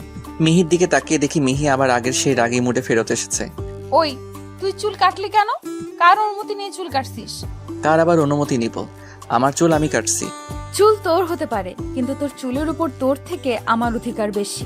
তুই কি করে করবি আমি জানি না, কিন্তু এক সপ্তাহের ভিতর যেন তোর মাথায় আগের মতো লম্বা লম্বা চুল দেখতে পাই, না হলে। আমাকে কথাগুলো বলেই মিহি চলে গেল। আমি এখনো সেই জায়গায় দাঁড়িয়ে আছি। আমি কাকে ভালোবাসলাম? কথায় কথায় থ্রেড দেয়। আমিও একটু পর পার্ক থেকে বেরিয়ে আসলাম। তারপর সোজা বাসায় চলে আসলাম। বাসায় আসতেই আম্মু আমাকে জড়িয়ে ধরে কান্না শুরু করে দিল। কোথায় ছিলি বাবা তুই? মায়ের উপর রাগ করে এভাবে চলে যাবি? আম্মু, কান্না করো কেন? আমি তো কোথাও যাইনি। এই তো তোমার সামনে দাঁড়িয়ে আছি। খুব ক্ষুধা লাগছে, কিছু খেতে দাও। তুই ফ্রেশ হয়ে আয়, আমি এক্ষুনি খাবার দিচ্ছি। খাবার খাওয়ার পর ঘুমালাম। বিকালে বন্ধুদের সাথে আড্ডা দিয়ে রাত কাটালাম।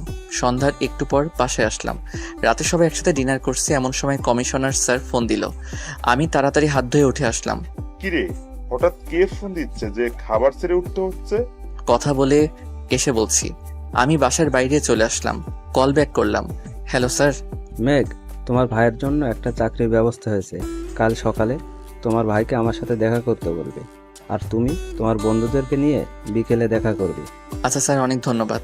কথা বলা শেষ করেই আবার বাসায় ফেরত আসলাম। তারপর সবাইকে ভাইয়ের চাকরির বিষয়টা জানালাম। সবাই খুব খুশি হয়েছে। আমি আমার রুমে গিয়ে মিহিকে ফোন দিলাম, মিহি কেটে দিল। আবার ফোন দিলাম, আবারও কেটে দিল। এরপর 5 বার কল দিলাম, 5 বারই কেটে দিল।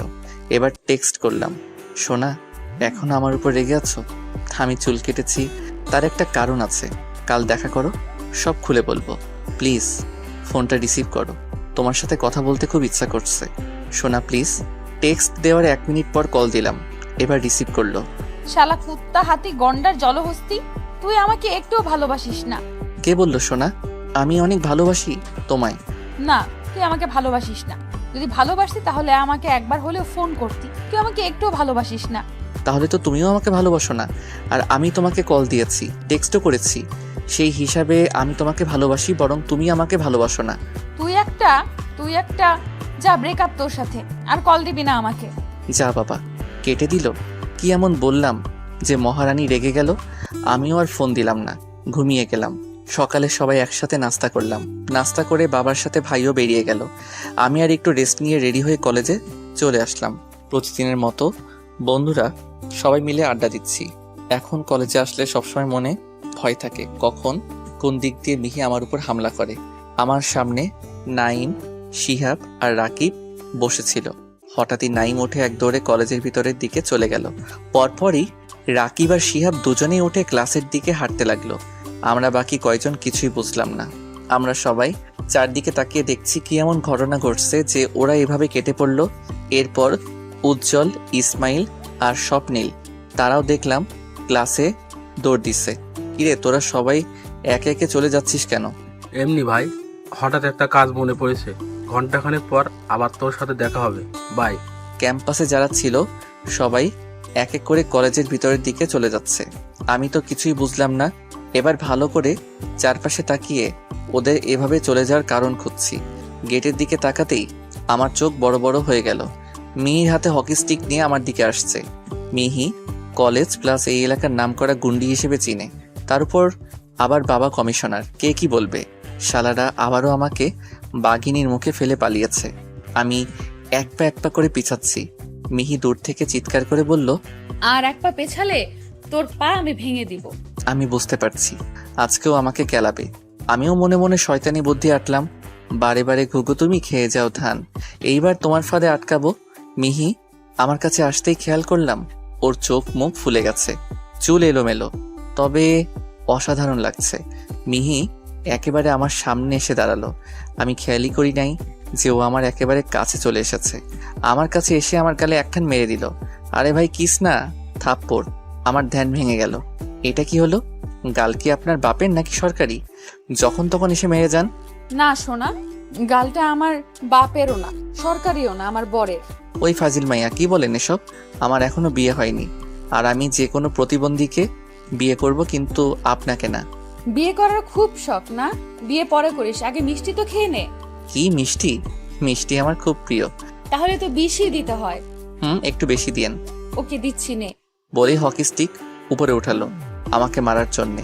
অমনি আমি এক পা এগিয়ে ওর মাথা ধরে ওর ঠোঁটের সাথে আমার ঠোঁট মিলিয়ে দিলাম।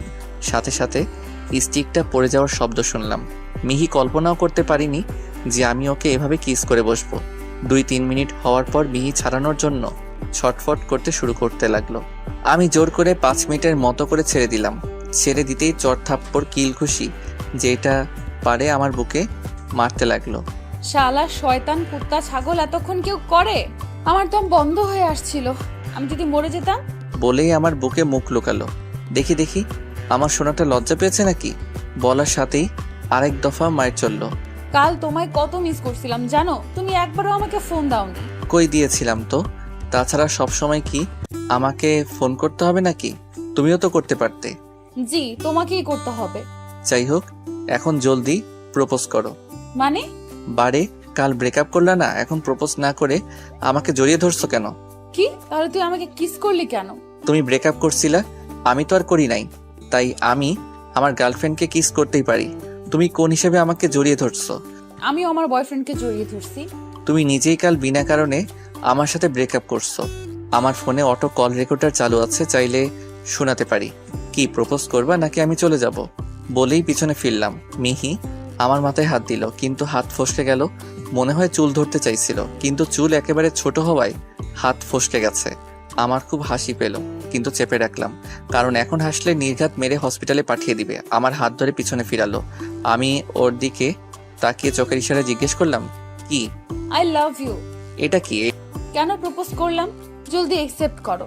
এটা কি ধরনের প্রপোজ? এ তো সরাসরি থ্রেট দেওয়া। হাঁটু গেড়ে নরম সুরে ভালো করে করো, তারপর ভাববো। আমি আর পারবো না।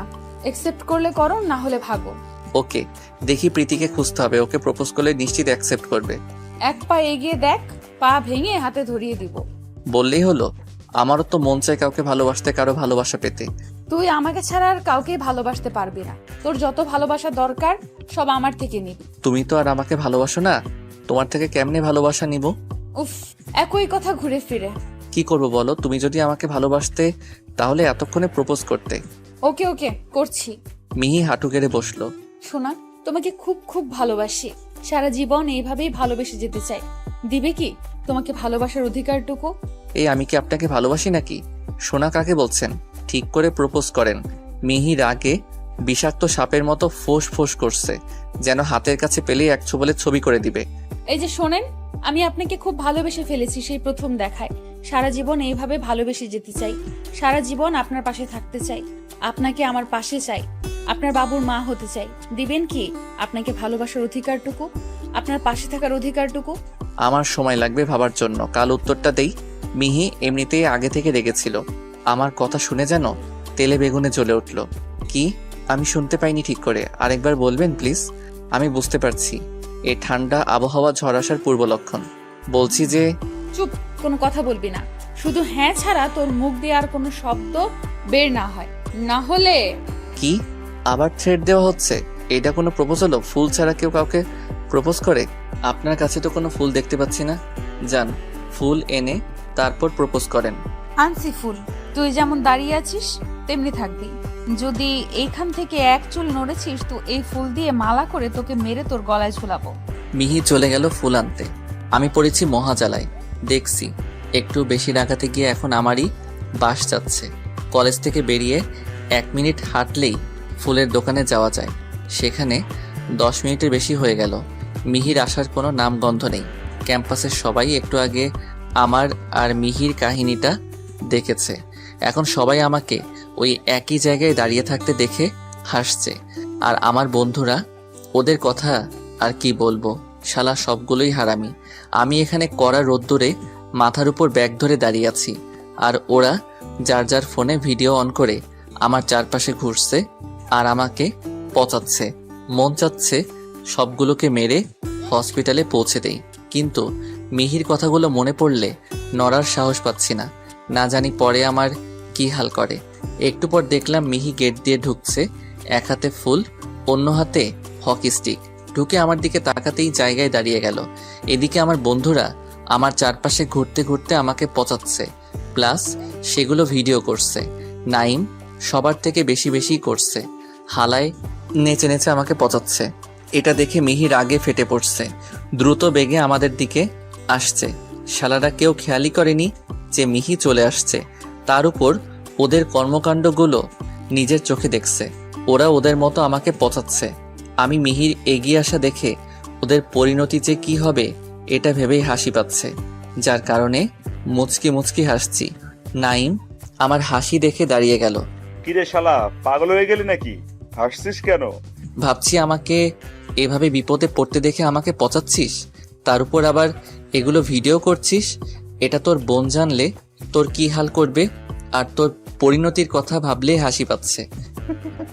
মেয়ে তো দেখছে না যে আমি তোকে পচাচ্ছি আর ভিডিও করছি। ওই যখন আসবে তখন আমরা চলে যাব। মেয়ে কিছু বুঝতেই পারবে না। মিহি এতক্ষণে আমাদের কাছে চলে এসেছে এবং নাইমের শেষে যে কথাগুলো বলল সেগুলোও শুনেছে। নাইমের কথা শুনে হারামিরা সবগুলো আবারও হেসে উঠল। ওরা হাসছে, এমন সময় মিহি এসে নাইমের কাঁধে হাত রাখল। নাইম মিহির হাত ঝাড়া দিয়ে সারিয়ে দিল। মিহি আবারও নাইমের কাঁধে হাত দিল। ওই কে বে? বলেই নাইম পিছে ফিরল। নাইমের কথা শুনে হারামিরা নাইমের পিছে তাকালো। যেই ওরা মিহিকে দেখলো ওদের কাঁপুনি শুরু হয়ে গেল, কেননা মিহি হকি স্টিক নিয়ে দাঁড়িয়ে আছে। তাছাড়া কলেজে মিহির মারামারি করা নিয়ে বেশ সুনাম আছে, তাই কেউ তার সাথে ঝামেলা করতে যায় না। সবাই পিছনে ফিরে দৌড় দিতে নিল। ওই সবগুলো যেমন আছিস তেমনি স্ট্যাচুর মতো দাঁড়িয়ে থাক। মনে রাখিস, শরীরের যে অঙ্গ নড়বে ওই অঙ্গ ভেঙে যাবে। নাইম তো মিহিকে দেখেই হা করে পড়েছে, মুখ থেকে লালা পড়ছে। সেদিকে তার কোনো খেয়াল নেই। ওর ফেসের এখন এমন এক্সপ্রেশন যেন ছেড়ে দে মা, কেটে বাঁচি। কিরে, অটিস্টিকের মতো লালা ফেলছিস কেন? এখনই কাঁপতে শুরু করে দিয়েছিস? একটু পর তোর কি হাল করবো তুই ভাবতেও পারবি না। মিহি নাইমকে উদ্দেশ্য করে বলল। নাইমের ফেসে কাদো কাদো এক্সপ্রেশন চলে আসছে। এখন তোর এক্সপ্রেশন যেমন আছে আমি না বলা পর্যন্ত যেন চেঞ্জ না হয়। আর আমার কথার উল্টোটা হলে আমি কি করি মনে হয় খুব ভালো করেই জানা আছে। এখনই যেন লালা ঝরতে থাকে। নাইম শুধু ঘাড় নাড়িয়ে মিহির কথার উত্তর দিল। মিহি এবার আমার দিকে এগোতে লাগলো, তাই দেখে আমার মুখের হাসি হাওয়া হয়ে গেল। এমনিতেই গরমের ভিতর রোদ্দুরে দাঁড়িয়ে ঘেমে গেছি, এখন মিহিকে এগিয়ে আসতে দেখে পেয়ে গেছে করছি। এখন মনে হচ্ছে কেন যে এত বেশি রাগাতে গেলাম। মিহি আমার সামনে এসে দাঁড়াতেই আমি হাত তুলে সিগন্যাল দিলাম আমার চাপ পেয়েছে। মিহি আমার কাণ্ড দেখে হেসে ফেলল। পরক্ষণেই আবার সেই গুন্ডি মোড়ে ফিরে আসলো। মিহি চোখ ছোট ছোট করে আমার দিকে তাকালো। ওর তাকানো ভঙ্গিটাই বলছে, যদি পালিয়ে যাস? প্লিজ, আমি পালাবো না, কথা দিচ্ছি। যদি পালিয়ে যাই আমার বাসা তো চিনো, বাসায় গিয়ে মেরে এসো প্লিজ, না হলে এখানেই ব্লাস্ট হয়ে যেতে পারে।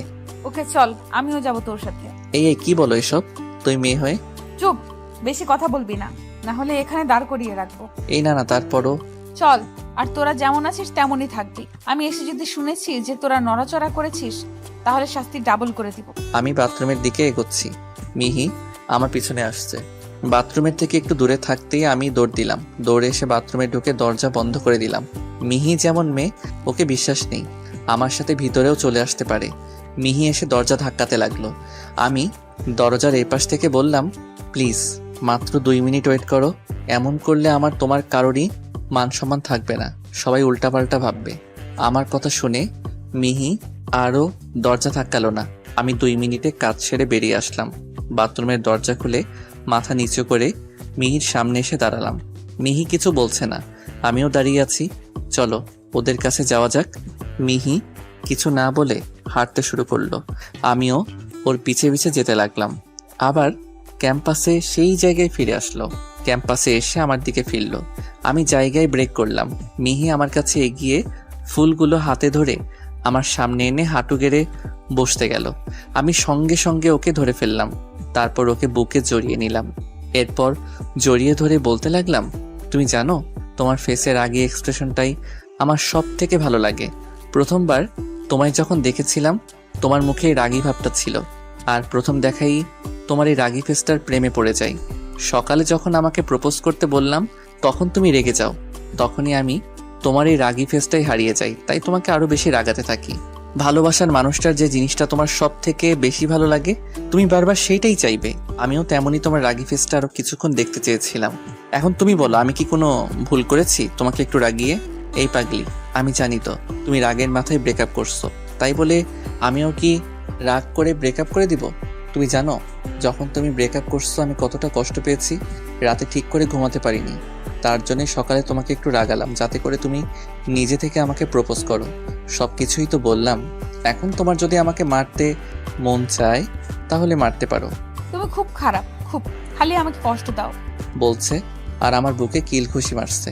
আমি মিহিকে শক্ত করে জড়িয়ে ধরলাম। মিহি আমার বুকে মাথা দিয়ে কাঁদছে। একটু পর শান্ত হলো। এতক্ষণ মিহিকে সামলাতে গিয়ে চারপাশে সবকিছু ভুলে গিয়েছিলাম। মিহি একটু শান্ত হতেই আমি খেয়াল করলাম আমরা ক্যাম্পাসে দাঁড়িয়ে আছি। সামনে আমার হারামি বন্ধুরা মিহির কথা মতো যেমন অবস্থায় থাকতে বলেছিল তেমনভাবেই স্ট্যাচুর মতো দাঁড়িয়ে আছে। আমি মিহির হাত থেকে ফুলগুলো নিয়ে ওর সামনে হাঁটু গেড়ে বসে ক্যাম্পাসের সকলের সামনে প্রপোজ করলাম। মিহিও আমার হাত থেকে ফুলগুলো নিয়ে আমাকে জড়িয়ে ধরলো। পাশ থেকে হাততালির আওয়াজ ভেসে আসলো। আমিও মিহি পাশে তাকিয়ে দেখলাম ক্যাম্পাসে উপস্থিত সবাই হাততালি দিচ্ছে। এটা দেখেই মিহি আমার বুকে মুখ লুকালো। বাহ বাহ, আমার গুন্ডিটা দেখি লজ্জাও পায়।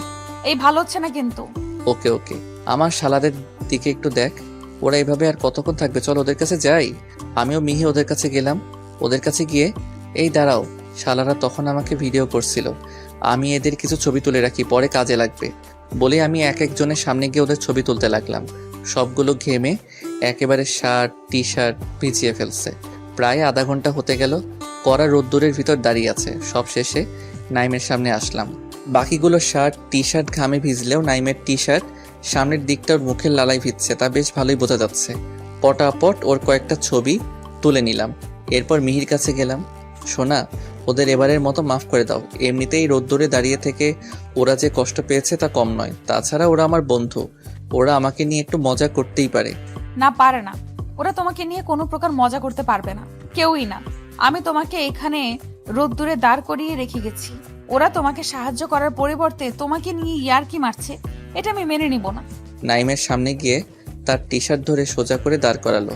তুই আমার জানকে নিয়ে হাসাহাসি করেছিস, তোকে আমি এমন শাস্তি দিব যে... আমি দেখলাম লাইন খারাপ, দ্রুত মিহির কাছে গিয়ে নাইমের থেকে ওকে দূরে সরিয়ে আনলাম। এই কি করছো? নাইম না তোমার বড় ভাই? ওরও একটা মান সম্মান আছে কলেজে। তুমি এভাবে সকলের সামনে ওকে অপমান করতে পারো না। ওকে। বলে মিহি হকি স্টিকটা হাতে নিয়ে হাঁটতে শুরু করলো আর বলল, এই সবগুলো আমার পেছনে পেছনে আয়। মিহি গিয়ে একটা গাছের তলায় বসলো। আমি ওর পাশে দাঁড়িয়ে আছি, বাকি সবাই সামনে দাঁড়িয়ে আছে। সবাই কান ধরে উদ্বস শুরু করে দে। 500 বার উদ্বস দিয়ে তবেই তোরা যেতে পারছিস। মিহি বোন আমার, আজকের মতো মাফ করে দে। জীবনে আর মেঘকে নিয়ে হাসাহাসি করব না, দরকার হলে ওর সাথে কথাই বলবো না। আর আমি চুপ কর। মিহি এবার কিন্তু বেশি বেশি হয়ে যাচ্ছে। যাচ্ছে তো, কি করবি তুই? চুপ করে থাক, না হলে তোকে ওদের মতো... না না, আমি চুপ করেই থাকছি। কি হলো? শুরু করিস না কেন তোরা? আমার কথা শুনতে পাসনি? সবাই শুরু করলো কান ধরে উঠবস। 100-এর মতো দিয়ে সবগুলোর অবস্থা খারাপ। ওরা আমার দিকে করুণ চোখে তাকালো। আমি বুঝতে পারলাম ওদের আর হচ্ছে না। আমি মিহির কাছে গিয়ে বলছিলাম কি, ওদের এবারের মতো মাফ করে দাও, দেখতেই পাচ্ছ ওদের অবস্থা খারাপ। তোর খুব ঠেকছে ওদের জন্য না? ওই সবাই উঠে আয়, নাইম বাদে। ল, আর তুই আমাকে ওই রোদ্দুরে গিয়ে শুরু কর উদ্বস দেওয়া। পুরো গুনে গুনে 600 বার দিবি, একবার কম দিলে 100 বার যোগ হবে।